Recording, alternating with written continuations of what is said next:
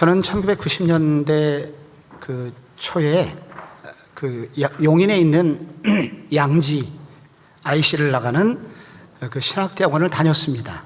경부 고속도로를 딱 나가면 저 왼편에 당시에 많은 공사들이 진행되고 있었는데 제1기 신도시가 막 건설 중에 있었습니다.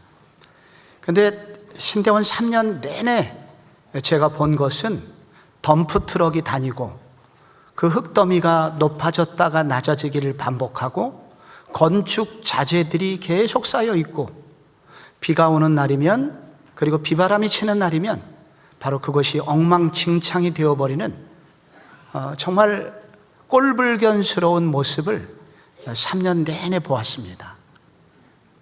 그로부터 수년 후에 분당 신도시가 거기에 들어섰고, 완공된 이후에 우연히 가본 그곳은 탄천이 흐르고 멋진 건물들이 조화를 이루고, 그리고 좋은 병원들이 있는 환상적인 도시로 변해 있었습니다. 그래서 그분들은 얼마나 좋은지 천당 밑에 분당이 있다고 그렇게 말을 하더라고요. 이게 분당 신도시뿐이겠습니까? 여러분, 이 미아 삼거리 위에 있는 미아 뉴타운을 여러분 혹시 가보셨습니까? 우리가 이 뉴타운이 개발될 때 얼마나 갈등이 많았습니까? 사람들 사이에 보상 문제로 치열한 갈등이 있었지만 그 갈등들이 다 해결되고 설계도대로 진행되었을 때 환상적인 도시로 다 바뀌어 있습니다. 에베소서 2장은 도저히 하나 될 수 없는 두 부류의 사람이 나옵니다. 유대인과 이방인, 이 두 종류 민족이 예수를 믿었고 교회를 다녔어도 갈등이 많이 있었다고 말합니다. 그런데 이 두 사람이 하나가 됩니다. 어떻게 하나가 될까요? 2장 15절에 따르면 이 둘로 자기 안에서 한 세 사람을 지어 화평하게 하시고, 여기 세 사람이 나옵니다. 전혀 새로운 품종의 사람, 신인류를 하나님이 창조하십니다. 어떻게? 십자가와 성령을 통하여 거듭나게 하심으로, 니고데모처럼. 그래서 완전히 거듭나게 하셔서 이 둘이 한 사람이 되게 하십니다. 하나가 되게 하는 목적은 무엇인가? 22절에 나옵니다. 하나님이 거하실 처소가 되기 위하여. 처소는 무엇입니까? 우리가 사는 곳이죠. 머무는 곳입니다. 하나님이 그들 속에 사시기 위하여. 그래서 그 둘이 하나가 될 때 하나님이 거기서 사시게 됩니다. 그곳을 1장에서는 교회라고 부릅니다. 둘이 하나 된 곳에 하나님이 임재가 있는 곳, 그것을 일컬어 교회라고 부릅니다. 그런데 이 교회가 오늘 일종의 건물로 표현이 되고 있습니다.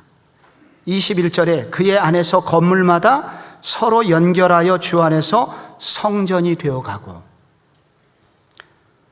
성전이 되어간다는 거, 그리고 서로 연결되어서 여러 건물들이 있는 교회, 여러 건물들이 밀집되어 있는 곳, 일종의 신도시를 건설해 하시겠다는 여기 이야기가 나옵니다. 우리가 지금 교회를 다니고 있죠. 그런데 교회를 왜 다니고 있는가? 교회는 무엇인가? 이렇게 물으면 대답을 잘 하시는 분들이 많지가 않습니다. 여러분, 교회는 무엇일까요? 교회는 왜 다녀야 되는 것일까요? 교회는 건물은 아닙니다. 이렇게 믿는 사람들의 모임입니다. 우리가 지금 있는 이 성북구 종암동 28-1 예전 집원인데, 여기에 있는 이 건물은 교회가 아닙니다. 함께 모여있는 여러분들이 교회죠. 그래서 이 교회는 여러분들이 안 계시면 소용이 없습니다. 이 건물은 미래에 어떻게 될지 모르는 일종의 건물일 뿐입니다. 그래서 성북중앙교회란 바로 이곳에 지금 함께 모여서 예배하시는 분들, 여러분들이 바로 교회십니다. 그런데 오늘 성경에는 이 교회를 마치 건물로 표현을 하고 있습니다. 왜 건물로 표현하고 있는 것일까요? 우리를 잘 이해시키기 위해서. 그리고 이 건물의 비유는 건물이 잘 세워지려면 설계도가 있어야 됩니다. 바로 하나님의 뜻을 이루는 곳, 하나님의 설계, 하나님의 계획하심을 이루는 곳이 교회이기 때문에 이것을 잘 설명하시기 위해서 오늘 바울은 바로 교회는 하나의 건물로 표현을 하고 있습니다. 그래서 오늘 이 교회를 설명하는 건축물 비유를 통해서 우리는 이것을 질문해야 됩니다. 하나님의 설계도대로 이루어지는 교회는 어떤 교회인가? 즉 하나님의 꿈을 이루어 드리는 교회는 어떤 모습일까? 교회는 무엇인가? 물어야 합니다. 먼저 교회, 하나님의 꿈을 이루어 드리는 교회는 성도들이 하나 되어 아버지를 예배하는 교회입니다. 18절에 이는 그로 말미암아 우리 둘이 한 성령 안에서 아버지께 나아감을 얻게 하려 하심이라 했습니다. 우리 둘, 이방인과 유대인 둘이 정말 하나 될 수 없는 이 두 사람이 하나가 되었습니다. 하나 되기 위해서 예수님이 돌아가셨습니다. 그런데 왜 하나 되게 하셨을까요? 하나 되어서 나쁜 짓 하는 사람들이 꽤 있습니다. 그럼 왜 하나 되게 하셨을까요? 왜 화목되어야만 할까요? 그것은 오늘 성경은 둘이 하나 되어 아버지께 나아감을 얻게 하려 하심이라고 표현합니다. 아버지께 나아가도록 하기 위해서입니다. 나아간다는 것은 첫째 접근하게 되었다는 것입니다. 죄인된 인간은 하나님께 나아갈 수 있는 일이 다 가로막혀 있었습니다. 죄인들은 울타리 밖에 있었고 구약의 제사장들도 성소를 넘어설 수 없었습니다. 지성소에 감히 들어갈 수가 없었습니다. 죄인이 하나님을 직접 만나면 죽기 때문입니다. 그런데 예수님의 십자가의 은혜로 이런 장벽들이 다 제거가 되었습니다. 그 결과 이 죄인들이 하나님께 접근할 수 있게 되었습니다. 하나님께 나아갈 수 있게 되었습니다. 그러면 하나님께 나아가면 무슨 일이 생길까요? 하나님께 나아간다는 것은 곧 하나님을 만난다는 얘기입니다. 하나님을 만난다는 표현이 하나님께 기도한다는 표현이 되기도 하고 하나님을 예배한다는 의미가 같은 의미입니다. 여기서 우리는 우리의 신앙의 목표를 생각해 보아야 합니다. 우리의 신앙의 목표는 지옥에 안 가는 것이 아닙니다. 지옥에 당연히 안 가야 되죠. 나는 예수 믿어서 지옥에 안 가게 되었어. 이것이 신앙의 목표가 되어서는 안 됩니다. 신앙의 목표는 지옥에 안 가는 것이 아니라 궁극적으로 아버지께 나아가는 것입니다. 우리 둘이 아버지께 나아가게 하도록 하시기 위해서 하나님께서 교회를 두셨다고 하는 것입니다. 그러면 혼자 나아가면 안 될까요? 혼자 기도할 수도 있고 혼자 예배할 수도 있잖아요. 굳이 둘이 나아가야 된다고 하는 이유가 무엇일까요? 코로나19 시기를 지나면서 많은 성도들이 하는 질문이기도 합니다. 우리의 자녀들이 하는 질문이기도 합니다.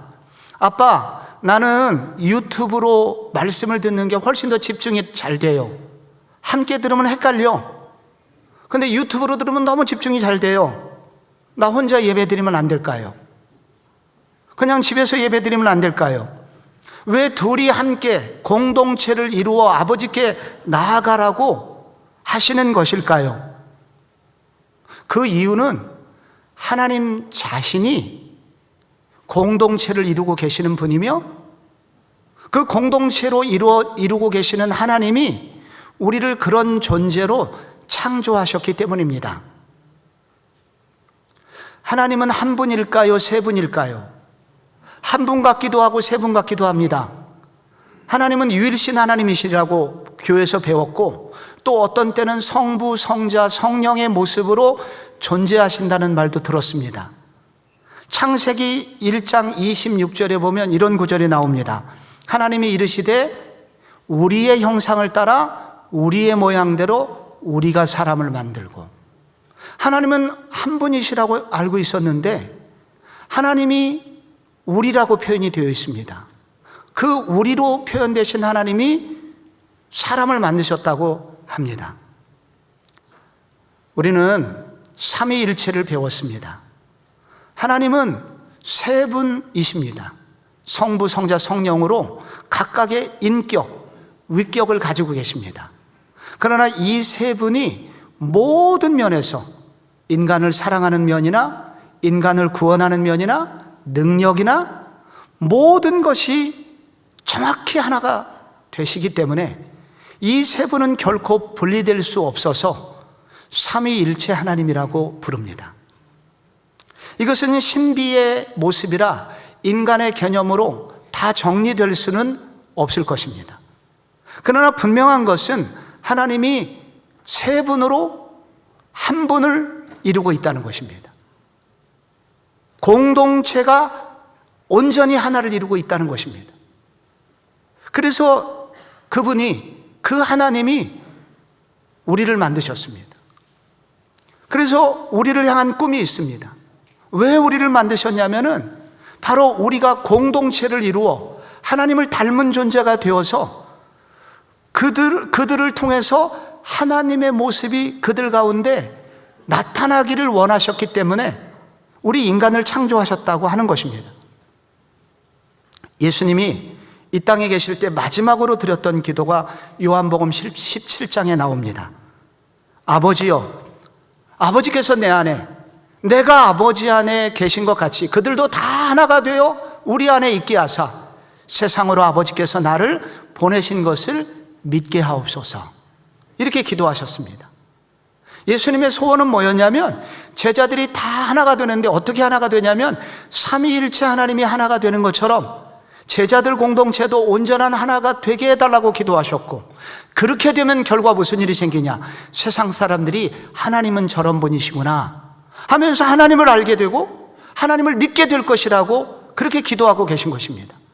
그래서 교회를 향한 예수님의 꿈은 뭐냐면, 하나님이 교회를 세우실 때 꿈이 뭐냐면 온전한 하나를 이루어서 아버지께 나아가는 교회를 만들고자 계획하셨다는 것입니다. 여러분, 나아간다는 것은 결국 무엇입니까? 이렇게 하나 되어서 하나님께 함께 나아가서 기도한다는 것이고, 이렇게 함께 나아가서 아버지를 예배한다는 것입니다.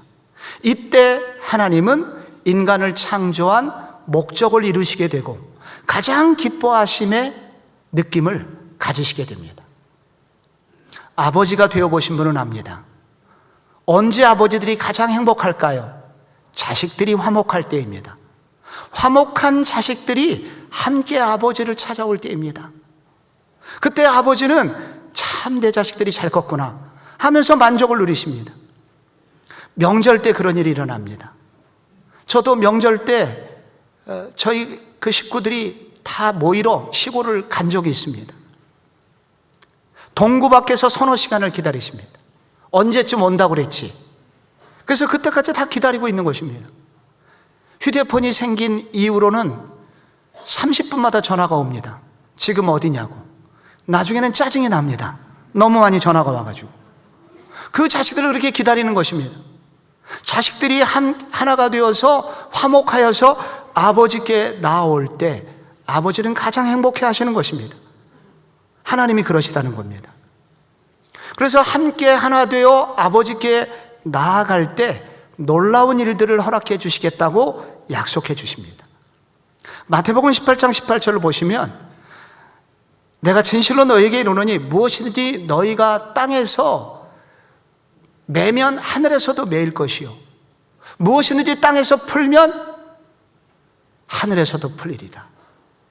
너희 중에 두 사람이 땅에서 합심하여 무엇이든지 구하면 하늘에 계신 내 아버지께서 그들을 위하여 이루게 하시리라. 여러분, 이게 무슨 뜻이겠습니까? 우리가 합심으로 기도하면 혼자 기도하는 것보다 훨씬 더 하나님이 기뻐하시고, 그리고 합심으로 기도할 때 놀라운 일들을 일으켜 주시겠다고 하는 겁니다.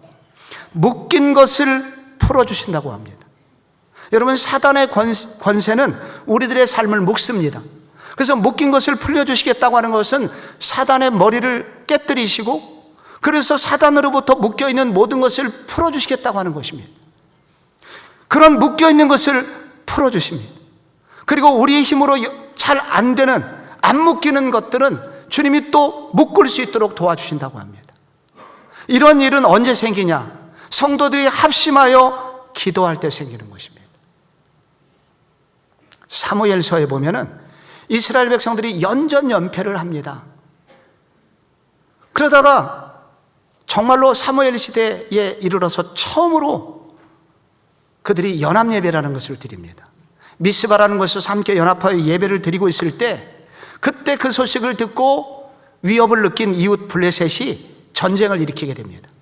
그때 하나님이 우레를 바라셔서 그들을 어지럽게 하셔서 그들이 그날 대승을 거두게 됩니다. 근데 시점이 거기 나옵니다. 사무엘이 번제를 드릴 때에, 많은 백성들이 미스바에서 함께 모여서 사무엘이 번제를 드릴 때, 그들이 연합하여 예배를 드릴 때 승리가 그들에게 주어졌습니다. 사무엘서에 처음 나오는 승리입니다. 첫 번째 연합예배, 그리고 첫 번째 승리, 이 구조가 사무엘서에 나와 있습니다. 왜 이런 일이 일어나는 걸까요? 성도들이 연합하여 하나가 되어서 하나님께 나아가는 것을 하나님이 원하고 계시기 때문입니다. 이것을 아버지 하나님이 가장 기뻐하시기 때문입니다. 그래서 가장 아름다운 선물을 그때 허락해 주신다는 겁니다. 지난 10월 19일 날 저희 교회에서 어머니 연합기도회 마마클럽 서울 발대식이 이곳 본당에서 있었습니다. 하나님이 너무 기뻐하시는 것은 알지만 부담해야 될 일이 너무 많았습니다. 가장 부담스러운 일은 주차 문제고, 그 중에 전국에서 올라오는, 서울 전역에서 오는 버스, 교회마다 버스가 있잖아요. 교회 버스 6대가 온다는데 될 곳이 없습니다. 인근 20분 거리에 해당하는 모든 주차장을 알아봐도, 도로를 알아봐도 세워둘 곳이 없습니다. 그럼 이 기사들이 뺑뺑뺑 돌면서 분노를 일으킬 것입니다. 어떻게 해야 되나? 그 문제를 가지고 어느 한 장로님하고 유일하게 가능성이 있다면 사대부고 구정문, 사대부고와 신축 건물을 만들면서 바로 우리 교회와 잇닿아 있는 소위 새로운 기관, 서울대 사범대 진흥원이 들어와 있거든요. 새로운 기관이 들어와 있는 그곳 앞마당, 그곳은 버스가 들어갈 수 있습니다. 여기밖에 없는데 기관이 바뀐 이후로 한 번도 그 문을 누구에게라도 열어준 적이 없습니다. 그런데 이런 고민에도 불구하고 이렇게 기도하시는 권사님들은 워낙 믿음이 좋아서 그런지 우리가 참 고민이 많다고 해도 기도하고 있다고, 다 잘 될 거라고, 하나님이 도와주시겠다는 태평스러운 얘기만 저에게 해주셨습니다. 근데 그 장로님하고 제가 저기가 열리면 될 텐데 어떻게 해야 되는지 대화를 하고 있는 바로 그 시간에 교장 선생님이 퇴근을 하십니다. 그래서 오랜만에 만나게 된 거예요. 저는 사대부고와 우리 교회의 과거에 얼마나 깊은 애정이 있었는지 서로 설명을 하고, 우리가 남이가 얘기를 하고 있을 그때 옆에 있는 장로님이 이거 버스 6대만 되면 안 되겠냐고 그 얘기를 막 하고 있는데, 마침 사대부고 바로 우리 구건물, 그 서울대 진흥원의 새로 부임한 행정실장님이 퇴근하시기 위해서 좀 늦지막히 나오셨습니다. 인사를 나누고 교장 선생님이 묻습니다. 그때 행사 있냐고. 없는 것 같은데요. 그럼 됐네요. 그래서 그 문이 열리게 되었습니다. 그날 그 문이 열리면서 동시에 열린 것이 지난 수년간 한 번도 열리지 않았던 그 문이 열리고, 우리 교회와의 관계 속에서도 늘 수건 사업이었던 이 주차 문제에 대한 청신호가 열리는 놀라운 순간이었습니다. 그리고 1,000명에 가까운 권사님들이 이곳에 모였고, 그리고 우리는 그날 뜨거운 기도를 드렸었는데, 그 기도회를 지나가시는 분들이 기도회 끝나고 하시는 말씀이 공통적으로 뚫으려는 자와 막아서려는 자의 한판 영적 전쟁이었다. 그런데 결국 우리는 뚫었다. 이제 뚫린 이 벽을 뚫고 많은 기도의 영사들이 이곳에 들어오게 될 것이고 서울의 부흥은 결국 일어나게 될 것이다 라고 고백하셨습니다. 저는 1년의 이런 과정을 보면서 왜 이런 일이 한 번도 열리지 않았던, 그리고 정말 묶여있는 것 같았던 그곳이 어떻게 열리게 되었나? 하나님이 함께 아버지께 나오는 것을 이렇게 기뻐하시는구나. 우리가 연합하여 함께 아버지께 나아가 함께 기도하고 함께 연합하여 함께 하나님께 예배하는 것을 하나님이 이렇게도 기다리셨구나. 우리가 홀로 기도할 수 있습니다. 하나님이 받으실 겁니다. 그리고 때로는 혼자 기도할 수밖에 없는 순간도 있었습니다. 하나님이 받으셨을 것입니다. 그러나 그것은 어려울 때, 힘들었을 때이고, 우리가 정말 하나님이 바라시는 것은 우리 둘이 하나가 되어 아버지께 나아갈 때, 아버지 하나님이 어떤 분이신지를 보여주신다고 말씀하십니다. 우리가 함께 연합하여 아버지께 나아가는 교회, 그런 교회가 우리 교회가 되어야 합니다. 하나님이 세우시려는 하나님의 꿈을 이루어드리는 교회는 어떤 교회일까요? 둘째로 성도의 영광을 알려주는 교회입니다. 오늘 여러분 19절 말씀인데요, 같이 한번 읽어보겠습니다. 시작. 그러므로 이제부터 너희는 외인도 아니요 나그네도 아니요 오직 성도들과 동일한 시민이요 하나님의 권속이라. 아멘. 여기 외인이 나옵니다. 외인은 외국인, foreigners 이고요. 나그네, 외인도 아니요 나그네, 비슷한 단어입니다. 이 단어는 에일리언입니다. 외계인이죠. 그러나 뜻은 같습니다. 여러분, 외국인의 특징은 무엇입니까? 여권을 소지했다는 겁니다. 임시 체류증이죠. 그러나 일정 기간이 되면 떠나야 됩니다. 어떤 사람은 어떤 외국인 중에는 여권이 만료가 됐는데도 불구하고 남아 있습니다. 그런 사람을 불법 체류자라고 합니다. 그들의 특징은 무엇입니까? 감정은 무엇입니까? 불안함입니다. 소외감입니다. 그래서 늘 두려워요. 한때 과거에 우리들은 그런 외인들이었습니다. 전혀 하나님 나라에 대해서 멀리 떨어져 있었고 왠지 모를 불안으로 늘 시달렸던 사람들이었습니다. 그런데 예수님의 특별한 은혜로, 그리고 우리가 그 예수를 믿음으로 받아들이는 그때부터 우리는 전혀 달라진 사람들이 되었다고 합니다. 우리는 더 이상 외인이 아닙니다. 나그네가 아닙니다. 그럼 어떻게 되었나? 시민이 되었다고 합니다. 그래서 19절의 뒷부분에 오직 성도들과 동일한 시민이 되었다고 합니다. 성도들이란 이미 천국 간 성도들. 그래서 이 시민은 그냥 시민이 아니라 하늘나라 시민을 말하는 것입니다. 하늘나라 시민이 되었다는 것입니다. 여러분, 하늘나라 시민이란 어떤 의미일까요? 바울은 지금 로마 감옥에서 이 편지를 쓰고 있습니다. 로마는 1세기 대제국의 수도였습니다. 모든 권한이 로마에 있었습니다. 모든 권력, 그리고 경제력, 군사력, 좋은 대학 전부 다 로마에 있었습니다. 그래서 로마 시민들은 어디 가도 당당했습니다. 그리고 로마 시민에게는 강력한 영향력이 있었는데 어디든지 갈 수 있습니다. 로마 시민권만 있으면은 프리패스입니다. 그리고 혹 죄를 지었다고 하더라도 황제에게 상소만 하면 당장 감옥에 가지 않습니다. 그래서 황제가 최종적으로 판단을 하기 전까지 계속 상소할 수 있는 권한이 있었습니다. 죽지 않았습니다. 그래서 그들은 어디 가도 당당했고 어디 가도 기품이 있었습니다. 그들이 왜 그런 자신감이 있었냐면 바로 그들은 황제와 깊은 결속력이 있었기 때문입니다. 그들은 황제와 강한 결속력이 있었습니다. 그들은 황제로부터 보호받는 사람이라는 강한 믿음이 있었고 실제로 황제는 그들을 보호해 주었습니다. 하나님 나라의 시민이란 이런 뜻이라는 겁니다. 로마의 황제 정도가 아니라 온 우주의 통치자가 되시는 그리스도와 우리는 깊은 결속력이 있는 사람들이라는 것입니다. 황제의 보호를 받으며 누군가 이 사람을 괴롭히는 것을 황제를 대적하는 것으로 여기는 그런 존재, 황제, 이 온 우주의 황제이신 그리스도와 우리는 강한 연대감을 가지고 있는 존재라는 의미를 가지고 있습니다. 그래서 하늘나라 시민들에게는 특권이 있습니다. 스가랴 2장 8절에 이것을 잘 설명하고 있습니다. 만군의 여호와께서 이같이 말씀하시되 영광을 위하여 너희를 노력한 여러 나라로 보내셨나니 너희를 범하는 자는 그의 눈동자를 범하는 것이라. 하나님이 우리를 어떻게 여기시냐면 눈동자로 여기신다고 합니다.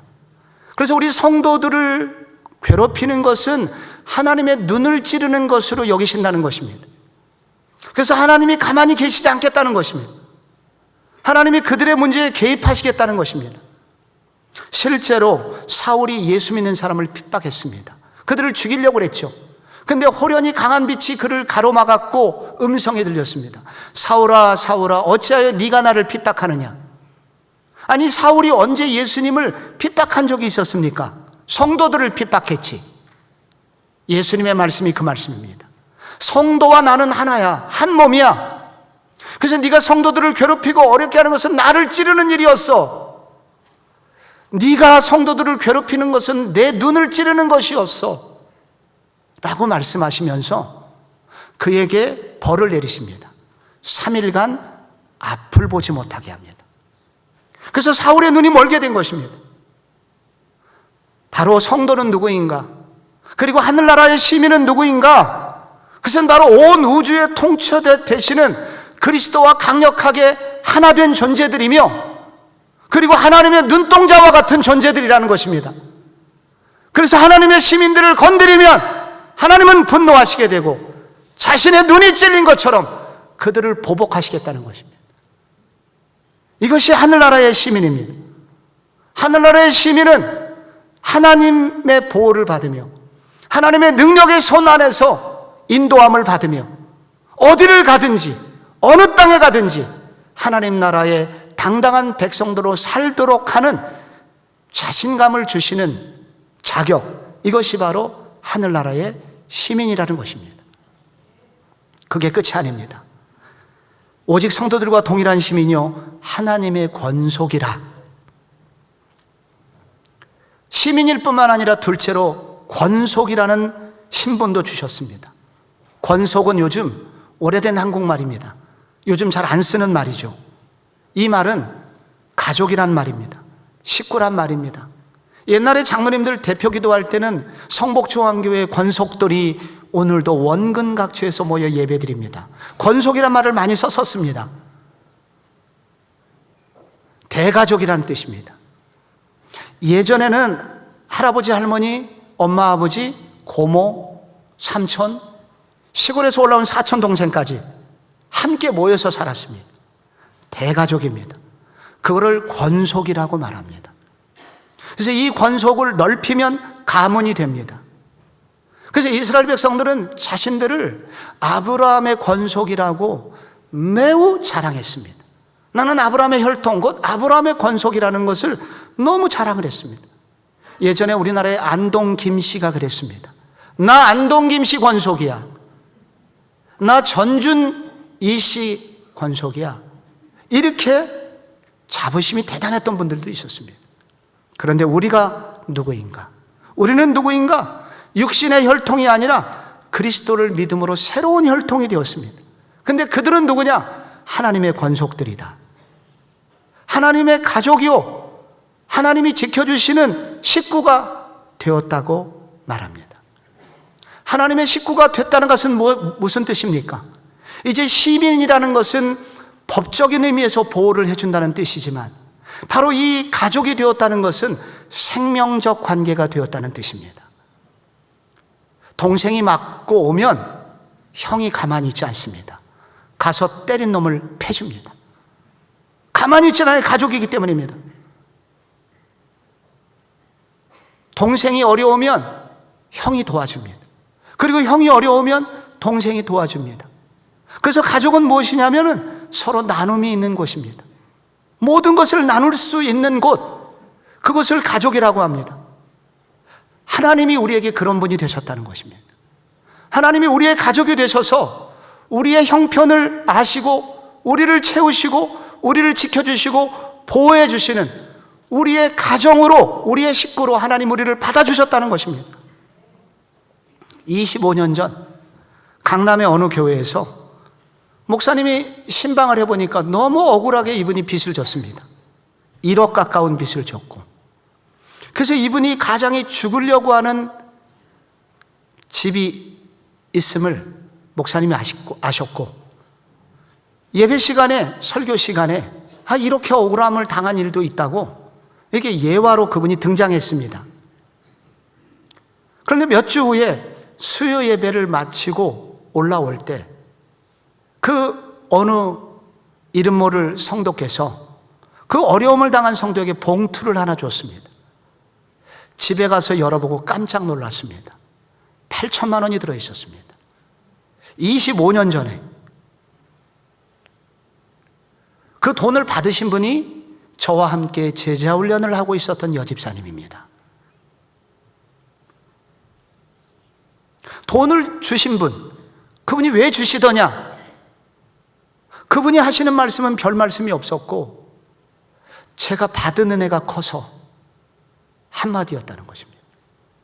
내가 받은 은혜가 너무 커서 그랬다고, 아무 대가를 바라지 않고 그 돈을 주었다는 것입니다. 그래서 상당 부분의 빚을 갚게 되었고 회생하게 되었습니다. 이 사건을 통해서 온 교회가 알았던 것이 있습니다. 교회는 무엇인가? 교회는 가족이구나. 교회는 한 사람의 어려움을 내버려 두는 공동체, 곳이 아니라 한 사람이 어려울 때 누군가를 도울 수 있는 것, 나의 가장 귀한 것을 떼어서 줄 수 있는 것이 교회구나 하는 것을 온 교회가 알게 되었습니다. 저는 저희 교회에서 매년 가르치는 것은 교회에서는 절대로 돈 거래를 하지 말라는 것입니다. 여러분, 우리 교회 와서 돈 거래하시면 안 됩니다. 교회는 상업적 거래의 장소가 아닙니다. 그러면 교회가 무너져요. 그래서 10,000원 이상 꾸지도 말고 꿔달라고 하지도 말라. 꾸고 싶으면 카드사에 가서 꾸십시오. 절대 교회에서 꿔달라고 하지 마십시오. 제가 부탁을 드립니다. 그러나 동시에 교회는 무상으로 줄 수 있는 곳이 되어야 합니다.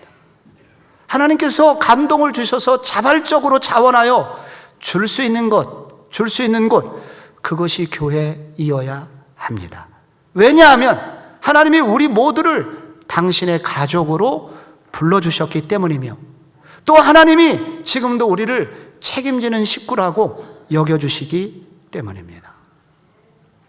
예수님의 십자가는 단지 우리의 죄만 씻어주시는 것이 아닙니다. 또한 우리를 지옥을 안 가게 하는 것으로 끝나지 않습니다.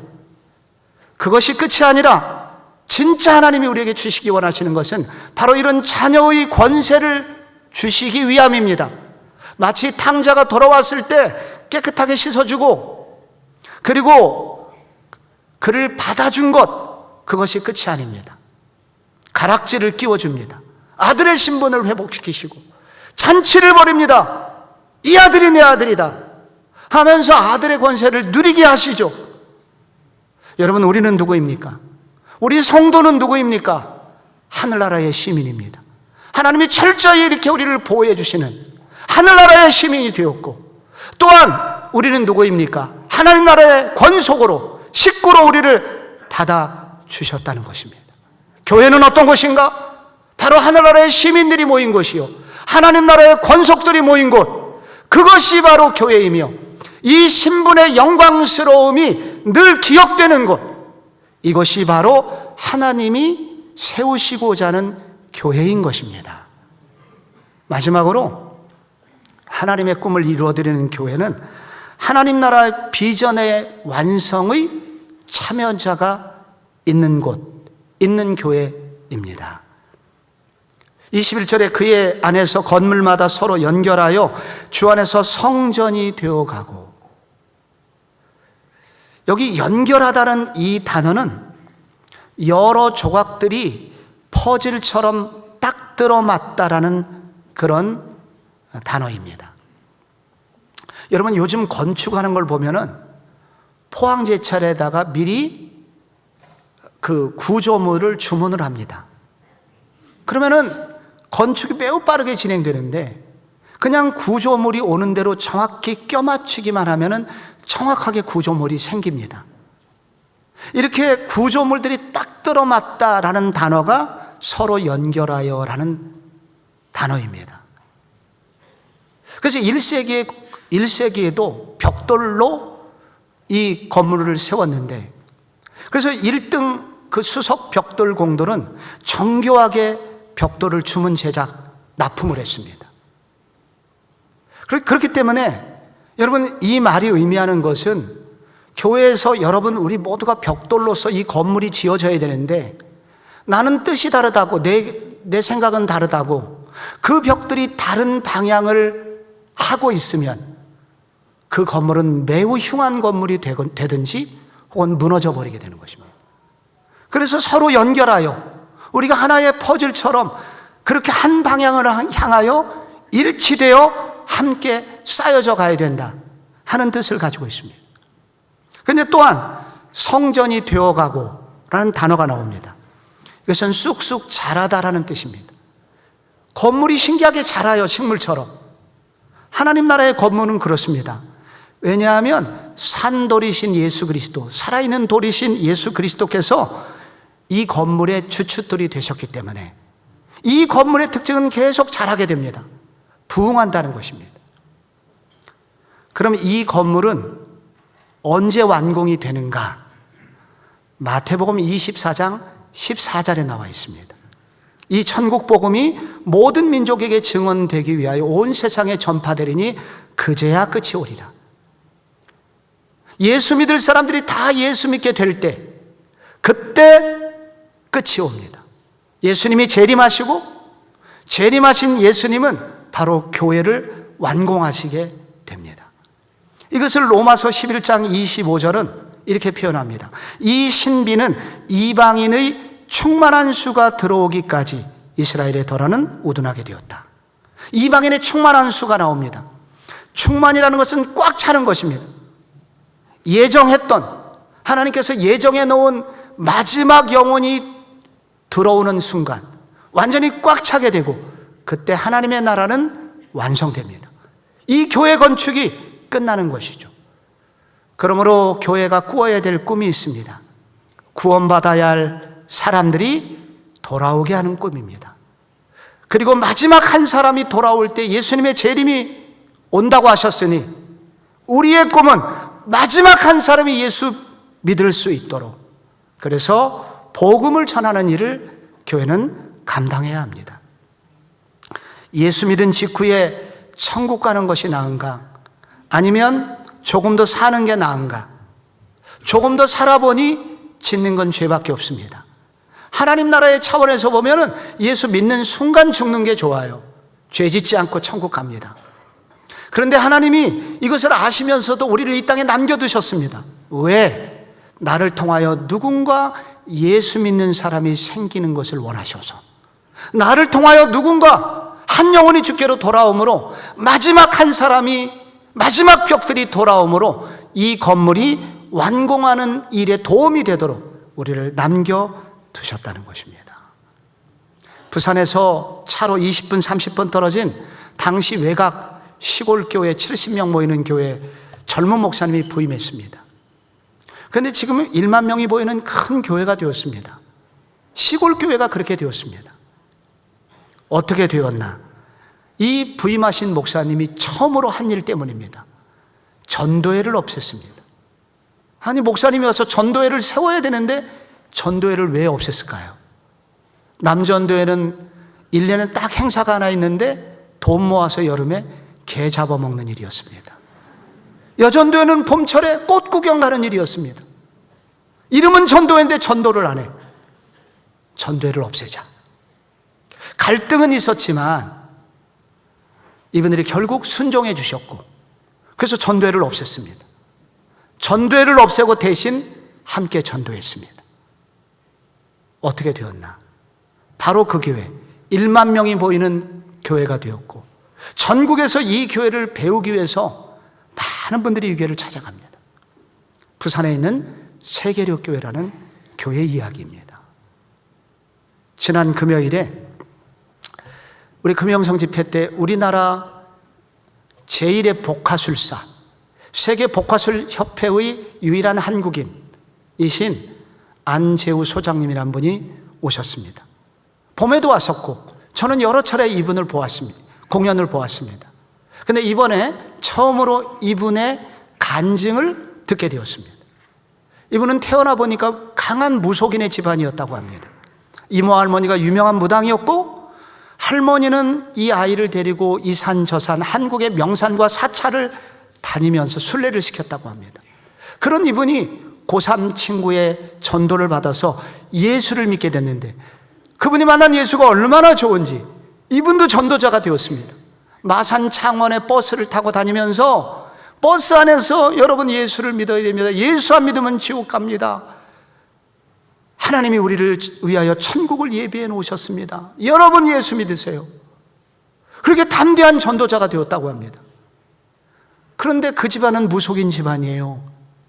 온 집안의 걱정이 이만저만이 아니고 어느 날 정말로 상상할 수 없는 일이 벌어졌습니다.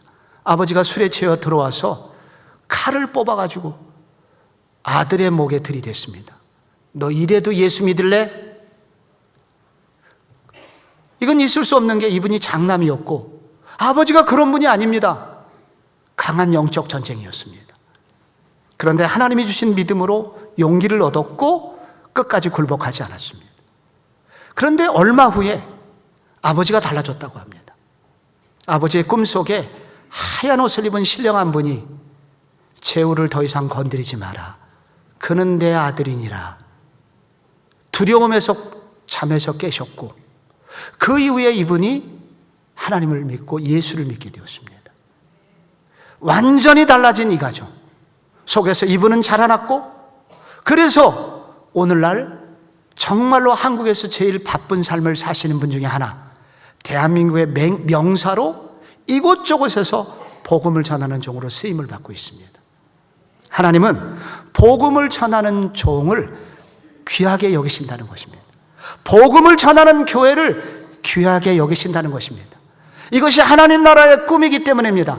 하나님 나라의 꿈이 완성되는 순간이기 때문입니다. 그러므로 우리 교회는 어떤 교회가 되어야 할까요? 하나님이 원하시는 교회는 어떤 교회일까요? 오늘 성경은 우리에게 도전합니다. 우리가 하나 되어 하나님께 기도로 나아가고 하나 되어 예배로 나아가는 교회가 되어야 합니다. 하늘나라의 시민이여 권속의 당당함을 가지고 예수님의 재림을 앞당기는 복음을 전하는 종들로 살아야 합니다. 그래서 하나님께서 원하시는 바로 그 교회, 바로 그 교회가 우리 교회가 되게 하여 주시옵소서. 그것이 우리 모두의 기도 제목이 되시기를 축원합니다.